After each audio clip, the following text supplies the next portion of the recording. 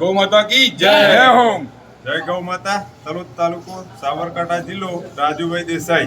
આપણે અહીંયા આજે તારીખ 7મી તાલુકા મામલતદાર ઓફિસે ગાય માતાને બચાવવા રાષ્ટ્ર માતા ગાય માતા બને છે અને ગાય માતાને બચાવવા માટે કાનૂન બને એના માટે અહીંયા આપણે મામલતદાર સાહેબને આવેદનપત્ર આપવા માટે ભેગા થયા છીએ।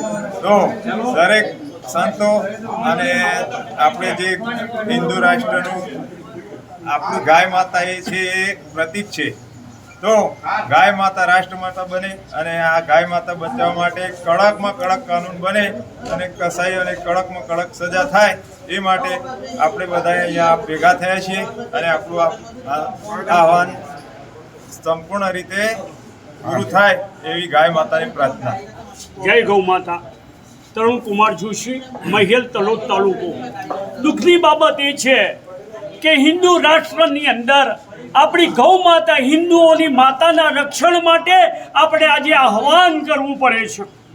આ સરકાર હિન્દુના મતોથી જીતી છે અને છતાંય આપણી ગૌ માતા માટે આપણે હિન્દુઓ આંદોલન કરી એને બચાવવા માટે ગૌ હત્યા રોકવા માટે આપણે આ આહવાન કરવું પડે છે। એ આપણા સનાતન હિન્દુ માટે ખૂબ શરમજનક વાત છે।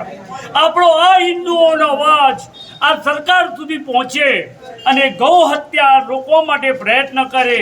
કેન્દ્ર સરકાર, ગુજરાત સરકાર ગૌ માતાની હત્યા રોકે અને એનો કોઈ સરસ કાયદો બનાવે અને ઈસાઈઓને જે વિધર્મીઓ હિન્દુઓની ગાય માતાની કત્લ કરે છે એના ઉપર કડક પગલાં લે તેવી અમારી નમ્ર વિનંતી છે।